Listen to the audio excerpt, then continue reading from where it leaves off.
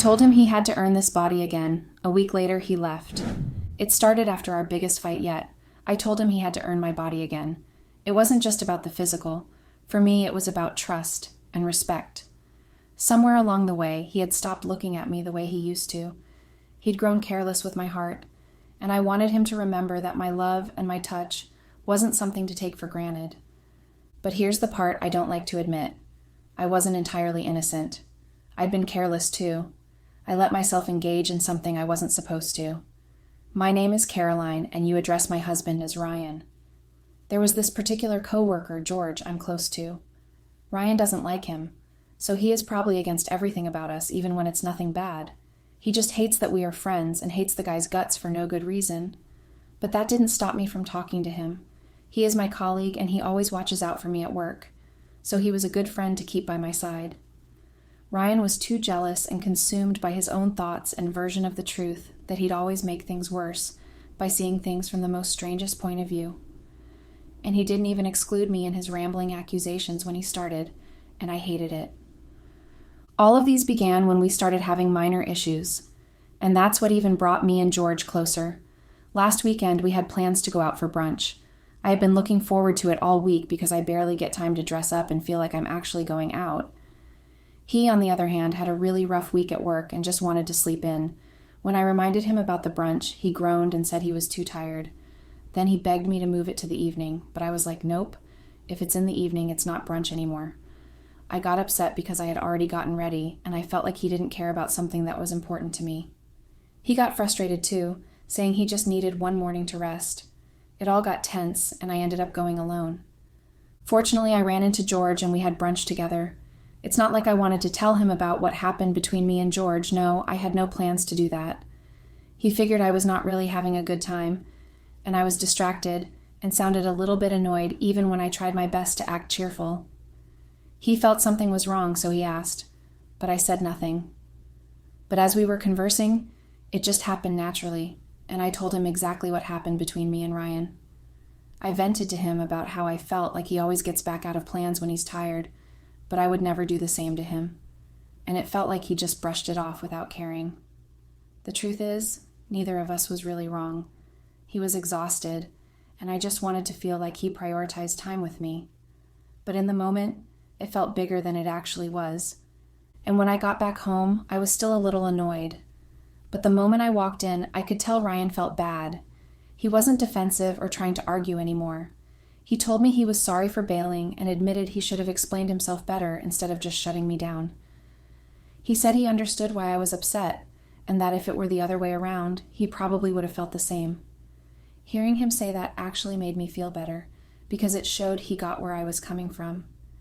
Then he told me he'd make it up to me, maybe by planning something nice for us over the weekend. Just the fact that he acknowledged it and wanted to fix it meant a lot. In that moment, I realized it wasn't that he didn't care about me or our plans. He was just drained, and him owning up to it was all I really needed. On the other hand, George was asking for updates on the situation because he actually truly cared and wanted us to make up. So I told him about Ryan's apology and that everything was all right now. I think that's how we became very close, and I started telling everything, venting about my relationship whenever we had issues and I needed someone to talk to.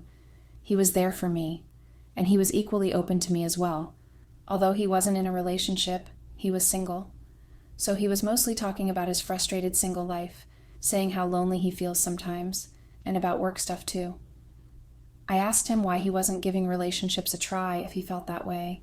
He told me that the few times he did, they failed, and at this point he prefers just being on his own, even though sometimes he gets tired of it and just wants someone to talk to. Then he thanked me for always being there for him to vent about his boring life. I told him it was nothing because honestly, I do the same with him, and he listens without complaining. It felt balanced that way. We both have each other to lean on. Then Ryan started getting jealous, especially because George did drop me off sometimes. Before that, the first time he met George, he said he didn't like the guy, and I asked him why. He said just the vibe and energy. I told him he was jealous because someone else was being nice to me, and if I wasn't supposed to have friends at work. George's energy is great, so I didn't understand what Ryan meant other than, I'm jealous. Then, he started complaining about me spending too much time with George, and how everything about us was suspicious because my entire life now revolved around George. I told him he was being paranoid over nothing, because George and I were close friends, and we work in the same company, so everything was going to look that way to him, and also because he wanted things to appear that way. At that point, I wasn't doing anything wrong, so I didn't care about anything my Ryan was saying. I just ignored him, regardless of how many times it caused us to argue. I think the night that all hell broke loose was when George dropped me off and opened the car door for me. He was the perfect gentleman. I mean, he held my hand and helped me get out of the car, and he even kissed my hand. Just as he was about to get back into his car, Ryan basically bursted out of the house shouting at George and I. He kept saying that George could just steal me since I was letting him. I didn't know where all this was coming from, but I felt so ashamed because of Ryan. I never knew that he could act in such an irrational way that will just humiliate me. If you're wondering how he humiliated me, well, the entire street came out to see what was happening, and those who didn't come out were looking through their windows. It was so embarrassing that I ran into the house and locked myself in the bathroom. Like a minute later, I heard Ryan calling my name. I didn't answer, but his voice grew closer, so I shouted that he should just leave me alone. He was angry, I was angry, and words started flying around. He asked me why it was so difficult for me to see what he could see so clearly. I came out of the bathroom and asked him to stop being a naive child who didn't have anything else to do. He told me that George wanted me and that I was blind if I couldn't see that. First of all, I turned the argument around. I told him that he was insulting me by calling me stupid. He clarified by saying that he didn't me stupid, rather he called me blind. I didn't let that go as well. I made it the basis of the whole argument, making him out to be a jealous, insecure man who abused his wife verbally. When I said that to him, he was speechless, like Ryan suddenly dead quiet. I couldn't believe it. It was like I had taken a remote and turned off a TV or a radio. He blinked a few times, then walked away. But barely seconds later, he came back and said that he was sorry for the scene he caused, and he knew that he acted out of character, but he just couldn't help it. He told me that he would stay out of my way from that day henceforth, and stop being so much of a bother to me. I didn't say anything to him while he said all that, or even after. I just stood quiet, and when he was done, he walked away.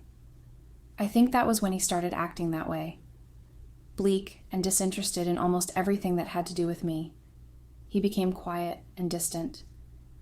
You want to know what's stupid and funny on my path? A few days later, I asked George to drive me home, and he told me that he didn't want any other confrontation with my husband, and I told him that I had put my husband in check so he had nothing to worry about. Can you imagine my arrogance? Well, at that time, I didn't even think I was being arrogant. George dropped me off, and when I walked into the house, my husband was in the living room going through his phone.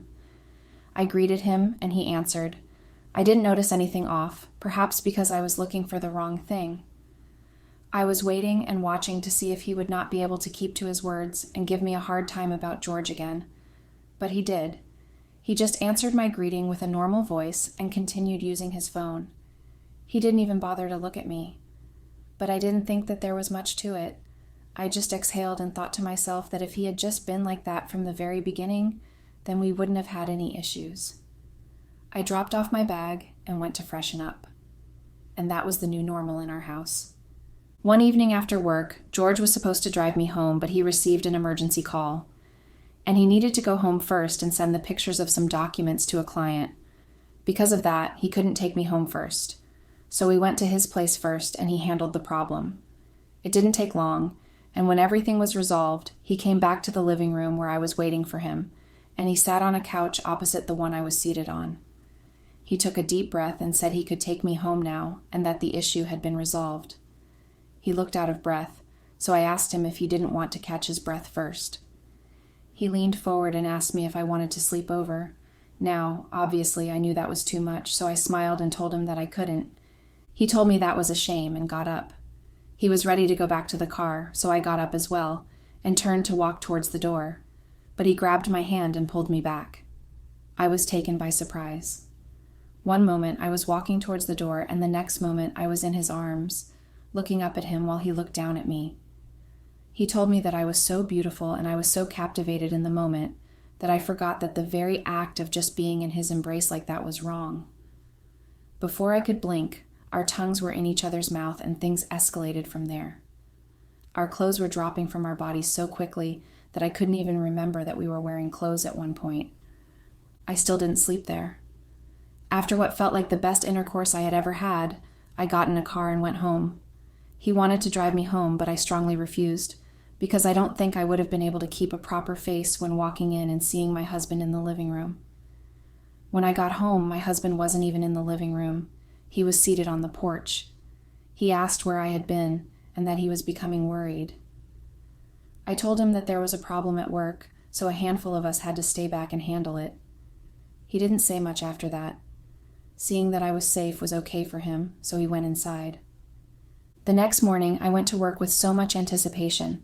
I don't think people realize how serious a thing sexual tension is.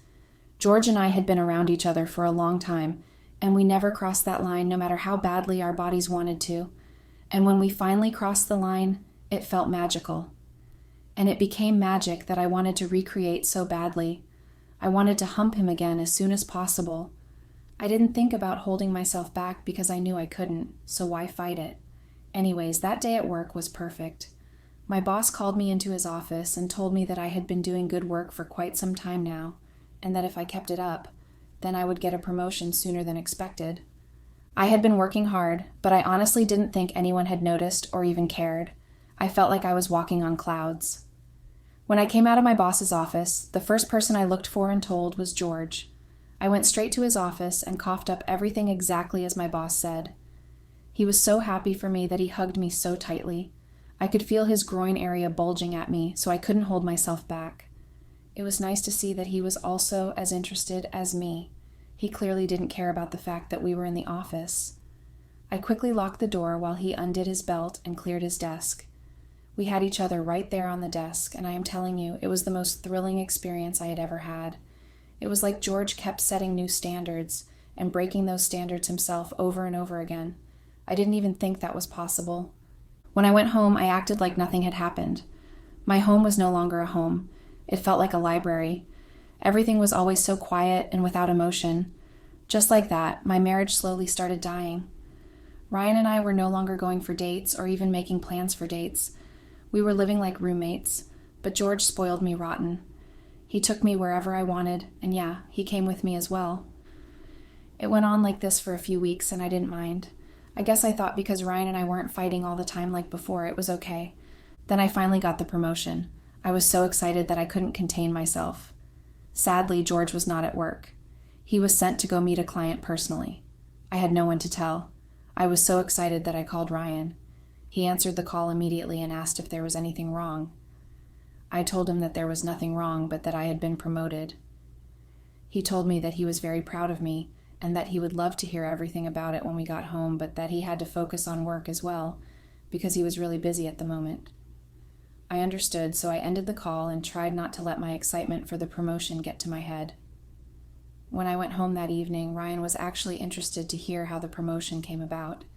We talked, laughed a little, and had dinner. But then something happened late at night. I was sleeping when he rolled over and threw his arms around me.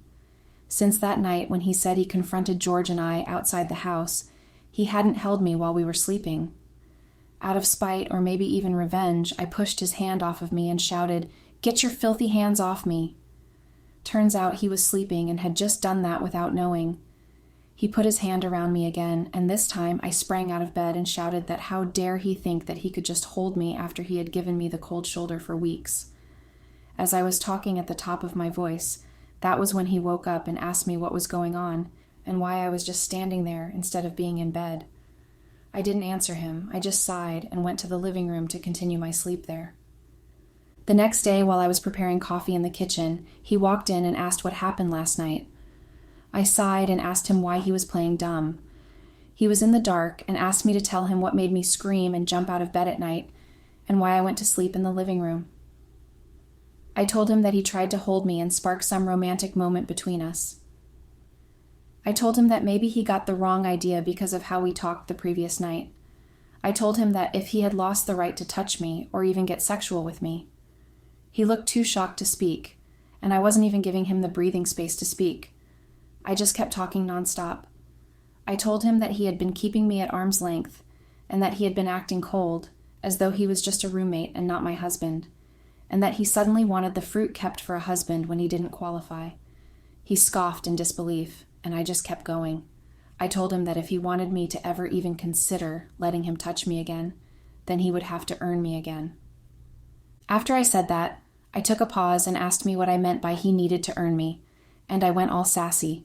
I told him that he didn't deserve to touch my body, let alone have my body, and until he started acting like my husband again.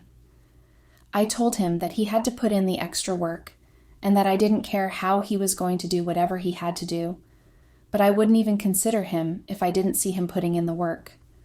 I was expecting some sort of reaction from him, but he just chuckled at me like there was anything funny about anything that I had just said. I just scoffed, grabbed my bag and coffee, and left for work. When I went to work, George was there, and that made me so happy. I went straight to his office and gave him a tight hug. He told me that he had heard about my promotion and that he wanted to personally congratulate me. He pulled out a box from his desk drawer and handed it to me, congratulating me. I took it and opened it. It was a necklace that had the words "Boss Bitch" engraved on it. It was beautiful, and I loved it. I could hide my joy. I just sprang up and gave him a really tight hug and kissed him. After work that day, George dropped me off, and when I tried to kiss him, he pulled back and told me that my husband might be in the house, but I said I didn't care. I pulled him closer and kissed him before I got out of the car. Sure, his car windows were tinted, but at least George had the sensitivity to know that we should be careful around my house. Me, on the other hand, I had lost every sense of logic or sensitivity. When I got home, I saw my husband in the living room watching TV. I played this little game in my head. I told myself that if he greeted me, then I'd answer, but if he didn't, then I wouldn't greet him.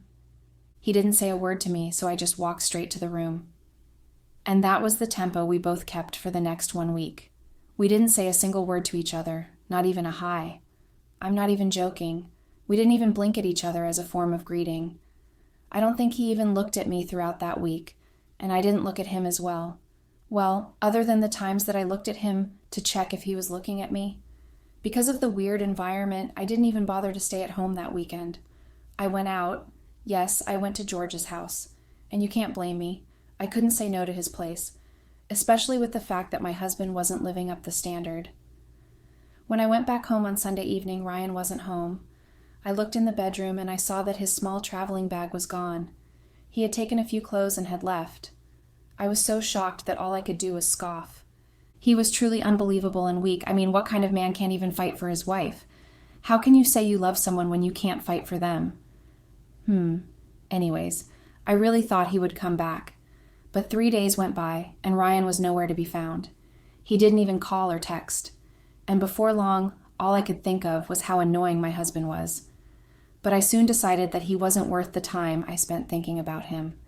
And I decided to fulfill one of my biggest fantasies, which was sleeping with George in our house. I couldn't do that before because I couldn't risk getting caught. But since my husband had left the house, anything could happen. So I brought George home after work one day, and we had a good time. I'm talking about the kind that doesn't just happen in one place. We were in the bedroom, in the living room, in the kitchen and bathrooms. I loved it so much that the next day, I asked him to come over again, and he did. He even wore Ryan's clothes when he was leaving the next day. I asked him to spend the weekend with me, and he agreed. So after work on Friday, we stopped at his place to pick a few things, then we went straight to my house. At this point, I didn't care anymore. If Ryan felt he could be careless with me, then I'd show him that I was a catch that anyone would die to get. When George and I got to the house, we drank some wine, ate, and drank some more. Then we had unforgettable sex like you can't believe. Which was ironic because after we fell asleep, it was like I had forgotten everything, and when I woke up, it felt like a fraction of my life was missing. I opened my eyes only to see my entire family and police officers staring at me. I thought I was dreaming because that wasn't possible. But then I looked to the side and saw George lying there naked. And I didn't care if that was a dream. It was too scary that I sprang up from bed. I was naked as well. I looked around for my clothes, but they were nowhere to be found. The blanket we used to cover ourselves was nowhere to be found. I opened the wardrobe, but there were no clothes there, and well, it was like someone had robbed us in our sleep. But just how deeply could we have slept? I wasn't dreaming. My husband had called a family meeting in our house, and he had also called the police anonymously, claiming that people broke into our house. I slapped George to wake up, and when he saw what was going on, he quickly hid beside the bed. The police officers first got us things to wear before asking us questions. I had to confess in front of my whole family that I was having an affair, as though them seeing me lying naked with another man wasn't enough. Although I'm not completely sure, I think my husband had secretly put my sleeping pills into the wine we drank and took away every piece of clothing while we were asleep, because there's no way we wouldn't have woken up when he came in. He even took pictures of us because he sent them to me saying, "Why would I work to earn something that isn't worth it?" That's how I realized I have made the greatest mistake ever, and I'm not even sure of how I can redeem myself. Update. They say every action has consequences, and mine ended with divorce and my family losing trust in me. There was no way to fix my image after that.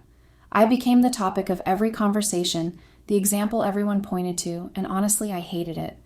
But there wasn't much I could do to stop it. I just feel bad, sad even, about my life, and I wish Ryan had kept this between us instead of dragging my family into it. At least then, the damage would have been smaller.